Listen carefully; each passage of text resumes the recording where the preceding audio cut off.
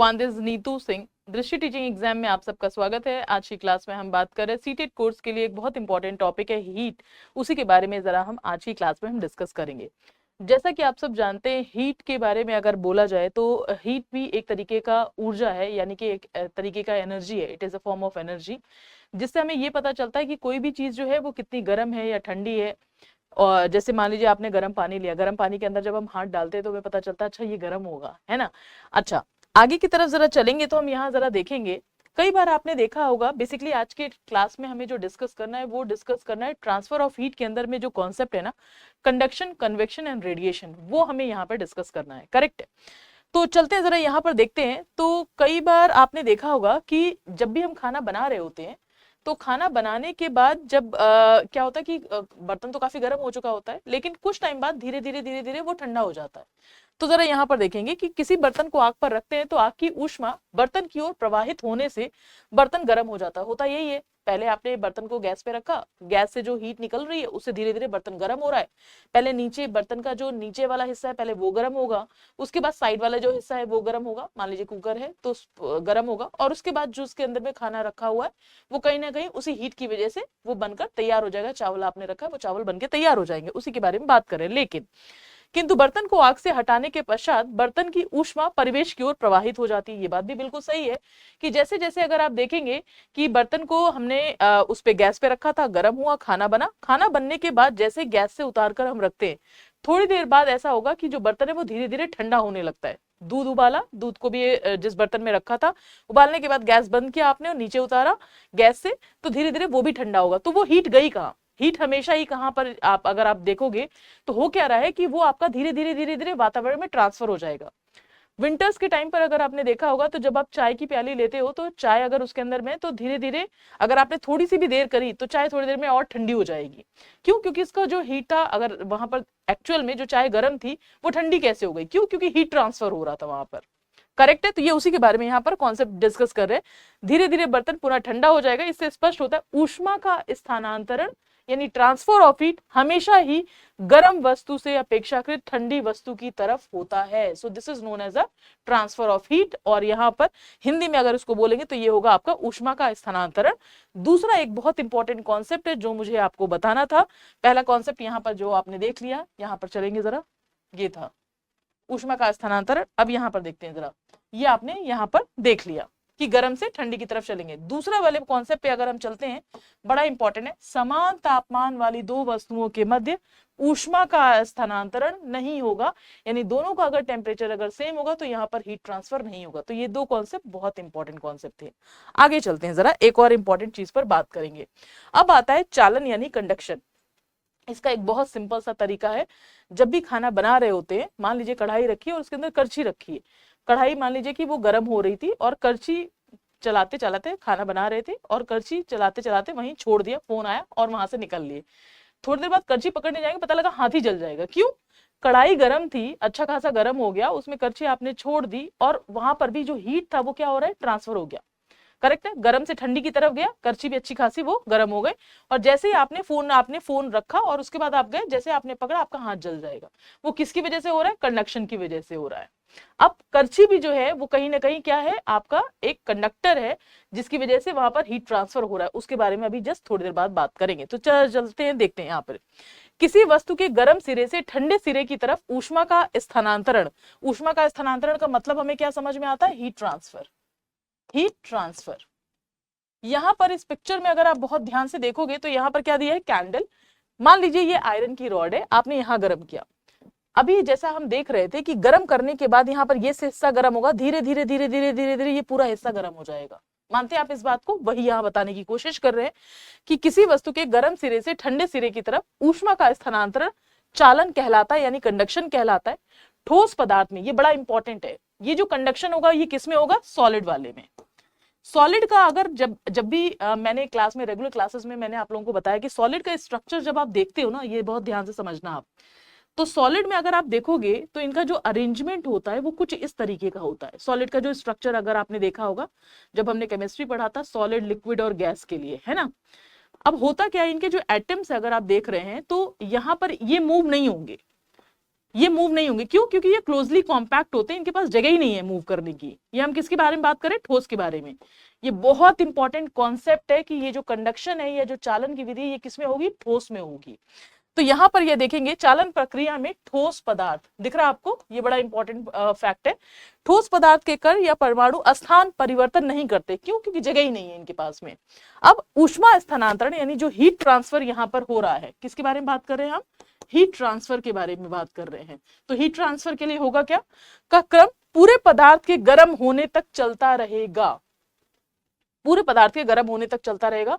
मैंने अभी आपको बताया था जैसे कंडक्टर्स होते हैं, जैसे यहां पर मैं दिखा देती हूँ, इसी के बेसिस पे हम ना दो चीजें का क्लासिफिकेशन भी करते हैं। एक होता है कंडक्टर, कंडक्टर, और एक होता है इंसुलेटर। करेक्ट है?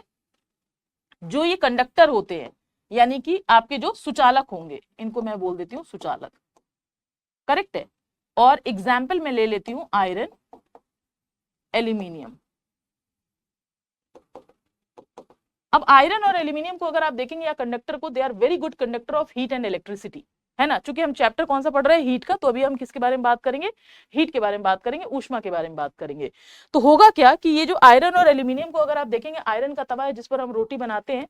पहले आयरन जो तवा होगा, तवा का नीचे वाला हिस्सा गर्म होगा, तवा अच्छा खासा गर्म हो जाएगा, उस पर रोटी बनाएंगे, वो आराम से रोटियां उसमें बन जाती हैं। रीजन क्या है उसका? सेम यही, कंडक्शन का। लेकिन अगर आपको इंसुलेटर अगर आपको समझना होगा तो ये पॉइंट भी आपको समझ में आ रहा है, यानी जो कुचालक होगा उसी रोटी जो तवा होगा, तवा का जो हैंडल है ना वो लकड़ी का है। वो लकड़ी का क्यों है? क्योंकि अगर वो भी लोहे का होता तो हम वो तवा उतार ही नहीं पाते, क्योंकि वो भी गर्म हो जाता। तो वो आपका क्या होगा? इंसुलेटर का होगा। ये वाला पॉइंट समझ में आ गया? तो लकड़ी का जो हत्था था वो गर्म नहीं होगा, इसीलिए वो क्या हो जाएगा? आपका कुचालक हो जाएगा। करेक्ट है? ये वाला पॉइंट बच्चा सबको समझ में आ रहा है? अब यहाँ पर ध्यान से देखिएगा।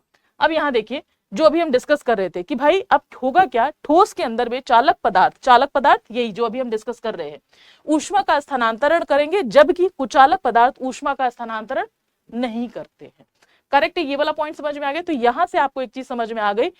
पहली बात, हीट ट्रांसफर कहां होगा? गर्म वस्तु से ठंडे वस्तु की तरफ। किसके अंदर होगा? ठोस के अंदर में। क्या ठोस के जो एटम्स है इनका मूवमेंट हो रहा है? नहीं, इनका मूवमेंट नहीं हो रहा है, क्योंकि क्लोजली कॉम्पैक्ट है। करेक्ट है? और ये विधि आपकी ठोस में हो रही है। दूसरा, इसी के बेसिस पे हमने क्लासिफिकेशन किया कंडक्टर का, जो कि सुचालक होंगे, और ये आपके सुचालक है जो कि आयरन और एल्यूमिनियम, हमने इसका एग्जाम्पल ले लिया।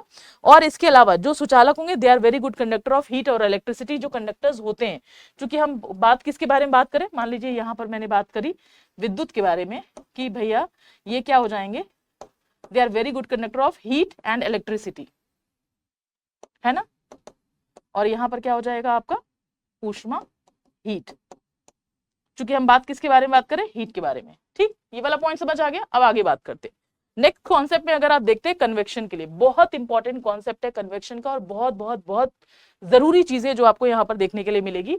अब यहाँ पर ध्यान से समझिएगा, द्रव और गैस। द्रव और गैस के लिए जब हम बात करते हैं ना, फ्लूइड बात करते हैं, हम किसके बारे में बोलते हैं? फ्लूइड के लिए, यानी तरल के लिए। तरल के अंदर द्रव और गैस दोनों आएंगे। पदार्थ में ऊष्मा का स्थानांतरण ठोसों से भिन्न होगा, यानी यहाँ पर जो हीट ट्रांसफर हो रहा होगा वो आपका सॉलिड के कंपैरिजन में अलग होगा। अब अगर आप मॉलिक्यूलर स्ट्रक्चर जब भी आप देखते हो, लिक्विड में अगर आप देखोगे तो इनका अरेंजमेंट देखो कुछ इस तरीके का होता है। करेक्ट है? और जब आप गैस के बारे में बात करते हो तो गैस कुछ इस तरीके से आपको देखने के लिए मिलेगा। क्यों? क्योंकि गैस में अगर परफ्यूम लिया या डीओ लिया, आप छिड़कते हो, पूरे रूम में स्प्रेड हो जाता है। क्यों? क्योंकि अगर इनका अरेंजमेंट इस तरीके से होता है, इसमें बहुत ज्यादा स्पेस होता है, इसीलिए बहुत आसानी से परफ्यूम, डीओ, ये सब कुछ बहुत आसानी से फैल जाते हैं। या फिर एलपीजी गैस गलती से कहीं लीक अगर हो रही है तो पूरे रूम में बहुत आसानी से फैल जाती है, वो यही रीजन है। खैर, आते हैं यहाँ पर। तो अभी हमने देखा कि ये जो कन्वेक्शन होगा, ये संवहन होगा, वो कहां पर होगा? द्रव और गैस में होगा। करेक्ट है? अब आगे चलते हैं। तो ऊष्मा का स्थानांतरण ठोस से भिन्न हो गया। ऊष्मा के कुचालक होते हुए भी जल और वायु ऊष्मा का स्थानांतरण कहीं ना कहीं करेंगे। गर्म करने के पास लौ के पास जल या वायु के कण अपना स्थान छोड़कर ऊपर उठने लग जाते हैं। कई बार आपने देखा होगा, जैसे जो हवा गर्म होती है, जैसे गर्मी के टाइम पे आपने देखा होगा, जैसे जब सूरज निकलता है, बहुत तेज से गर्मी हो रही होती है, तो जो हवा गर्म होगी वो ऊपर उठ जाती है, लू लग रही होती है। करेक्ट है? ये उसी के बारे में यहाँ पर आपको बता रहे हैं। अब मैं आप लोगों को एक और बहुत इंपॉर्टेंट चीज है, जरा वो मैं समझाना चाहती हूँ, इसको बहुत ध्यान से समझिएगा। ये इसको हम बोलते हैं लैंड ब्रिज और सी ब्रिज। बहुत इंपॉर्टेंट कॉन्सेप्ट है। होता क्या है इसमें मैं आपको बता दूं, मान लीजिए सूरज की रोशनी है, ध्यान से समझिएगा, ये देखिएगा, ये सन है और यहां पर जमीन है, ध्यान से समझिएगा जरा, यहाँ जमीन है और यहाँ पर ही एक तरीके से पानी, आपको मैं दिखा देती हूँ, यहाँ देखिएगा इस हिस्से में आपका पानी है यहाँ पर। करेक्ट है, ये वाला पॉइंट समझ में आ रहा है? तो ध्यान से समझने की कोशिश करिएगा जरा, इसमें होगा क्या। अब सूरज की रोशनी जैसे जैसे यहाँ पर पड़ेगी, सूरज की रोशनी यहाँ पर भी पड़ रही है, सूरज की रोशनी यहाँ पर भी पड़ रही है, करेक्ट है, पानी पर भी पड़ेगी, जमीन पर भी पड़ेगी। होता क्या है कि जो जमीन होगी ना वो आपके पास में जो है बहुत जल्दी गर्म और बहुत जल्दी ठंडी होती है। तो जैसे सूरज की रोशनी यहाँ पर पड़ी, यहाँ पर जो भी हवा होगी वो गर्म होकर क्या होने लग गई, उठने लग गई। ध्यान से देखिएगा, गर्म होने के बाद यहाँ की जो हवा है वो उठने लग गई ऊपर की साइड। जब भी हवा गर्म होगी ऊपर की साइड उठने लग जाएगी, करेक्ट है। तो नीचे वाला जगह तो खाली हो गया। पानी के साथ होता है कि ये देर से गर्म देर से ठंडा होगा। अब यहाँ देखिएगा, ये क्या करेगा, यहाँ पर जो ठंडी हवाएं हैं वो धीरे धीरे ये वाली जगह ले लेंगी, दिख रहा है आपको, ये वाली जगह ले लेंगी, करेक्ट है। ये पॉइंट समझ में आ रहा है? अब उसके बाद अब यहाँ वाला हिस्सा खाली हो गया तो ये इधर की साइड आएगा। तो ये जो रोटेशन आपको दिख रहा है ना, ये कहीं ना कहीं इसी तरीके का रोटेशन आपका चलता रहेगा। इसी को ही हम बोलते हैं लैंड ब्रिज और सी ब्रिज।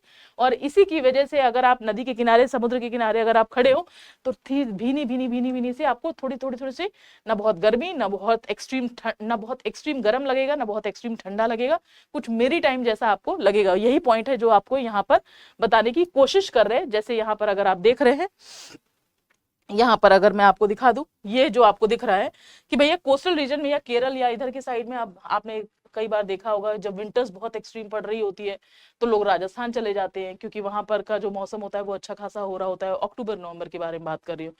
और जब गर्मी बहुत ज्यादा पड़ रही होती है या तो लोग हिली एरियाज में चले जाते हैं, या फिर कई बार ऐसा भी होता है, आपने देखा होगा कि लोग बीच बीच में जब बारिश का टाइम उस टाइम पर आ रहा होता है तो कुछ लोग केरल की साइड और उधर की साइड भी जाते हैं, या गर्मी के टाइम पर भी केरल की साइड में उधर की साइड चले जाते हैं। तो यहाँ पर अगर आप देखोगे तो ये पॉइंट आपको समझ में आएगा किस तरीके से जो हवा है यहाँ पर नदी के किनारे या समुद्र के किनारे किस तरीके यहाँ से यहाँ हवा जा रही है। और यहाँ पर अगर आप देख रहे हैं तो ये आपका इधर की साइड से यहाँ पर, यानी कि जो आपका जमीन है जमीन से इधर की साइड जा रही है। और यही रीजन है कि समुद्र के किनारे, नदी के किनारे अगर आप खड़े तो न बहुत ठंडी लगेगी ना बहुत आपको गर्मी लगेगी, करेक्ट है।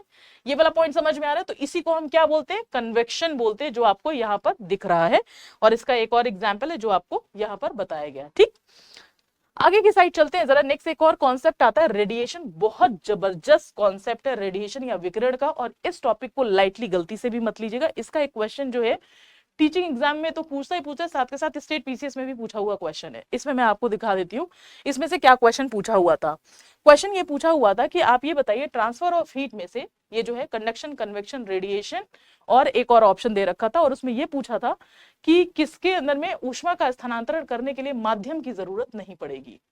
करेक्ट है, यही सवाल पूछा गया था। पहले समझते हैं फिर क्वेश्चन के आंसर पर आएंगे, ध्यान से समझेंगे। अब हमें यह पता है कि सूरज से पृथ्वी तक ऊष्मा सूर्य के प्रकाश से पहुंचती है, इसमें किसी को कोई डाउट नहीं होगा। सन एक स्टार है, सन इज अ स्टार जिसके पास अपनी खुद की लाइट है, और कहीं ना कहीं धरती पर जीवन संभव करने के लिए सूर्य के प्रकाश की बड़ी इंपॉर्टेंस है। चाहे पौधे जो है फोटोसिंथेसिस कर रहे हो, प्रकाश संश्लेषण के माध्यम से भोजन बनाए, या फिर इसके अलावा और भी बहुत सारे फेनोमेनन है, वेदर, क्लाइमेट, और जीवन संभव करने के लिए सूरज की रोशनी की जरूरत पड़ती है। तो सूर्य का प्रकाश धरती पर आए, इस दौरान सूर्य प्रकाश को अधिकतम निर्वात यानी कि बिना माध्यम के गुजरना पड़ता है, बट फिर भी सूरज की रोशनी हमें मिलती है।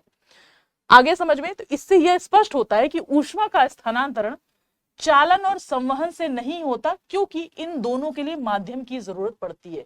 तो इनडायरेक्टली हमें यह समझ में आ गया कि आपका जो रेडिएशन या विकिरण है इसमें हमें किसी माध्यम की जरूरत नहीं पड़ेगी ऊष्मा के स्थानांतरण के लिए, हीट ट्रांसफर के लिए। Medium will not be required for the heat transfer in the radiation. यही क्वेश्चन स्टेट पीसीएस के क्वेश्चन में पूछा गया था, साथ के साथ पूरे वनडे एग्जाम्स में और टीचिंग एग्जाम में भी ये क्वेश्चन पूछा जाता है। तो इसको गलती से भी लाइटली मत लीजिएगा। आगे और कई बार अगर आपने देखा होगा, 2-3 कॉन्सेप्ट और देखिएगा जरा। कई बार ऐसा होता है कि विंटर्स के टाइम पे जब हम हीटर जला रहे होते हैं तो विकिरण के माध्यम से, रेडिएशन के माध्यम से ही अगर आप देखेंगे ऊष्मा प्राप्त होगी। जब परिवेश से ऊष्मा का आदान प्रदान विकिरण के द्वारा ही करते हैं, आग से बर्तन को उतारने पर उसकी ऊर्जा विकिरण के द्वारा ही परिवेश को स्थानांतरित हो जाती है, चाहे थोड़ी देर बाद ठंडी हो जाएगी। 2-3 चीजें और बताऊं, अगर आप देखोगे गर्मी के टाइम पर हम लाइट कलर के जो वो ड्रेसेस होते हैं या लाइट कलर की शर्ट होती है वो हम पहनते हैं। क्यों? क्योंकि थोड़ा सा वहां पर रिफ्लेक्ट बैक हो जाएगा, उसमें गर्मी कम लगेगा। और अगर आप विंटर्स के टाइम पर अगर आपने देखा होगा तो लोग डार्क कलर्स के जो कपड़े होते हैं वो पहनते हैं। गर्मी में अगर आपने डार्क कलर के कपड़े पहन लिए तो बहुत ज्यादा वो एब्जॉर्प्शन कर लेगा और गर्मी बहुत ज्यादा लगने लग जाएगी। तो ये था एक बहुत इंपॉर्टेंट कॉन्सेप्ट जो मुझे आज की क्लास में आप सबसे डिस्कस करना था। आई होप आप लोगों को ये जो कॉन्सेप्ट था ट्रांसफर ऑफ हीट का, कंडक्शन, कन्वेक्शन, रेडिएशन, बहुत अच्छे से समझ में आया होगा। और मैं उम्मीद यही करूंगी कि आप सारे वीडियोस आप देखते रहिए। आप अगर आप चाहते हैं कि और भी वीडियोस इस तरीके की आते रहें, किस टॉपिक पर आप चाहते हैं कि वो वीडियो बने, वो मुझे जरूर बताइएगा। हंसते रहिए, मुस्कुराते रहिए, पढ़ते रहिए। जल्दी मिलते हैं नेक्स्ट क्लास में। Thank you.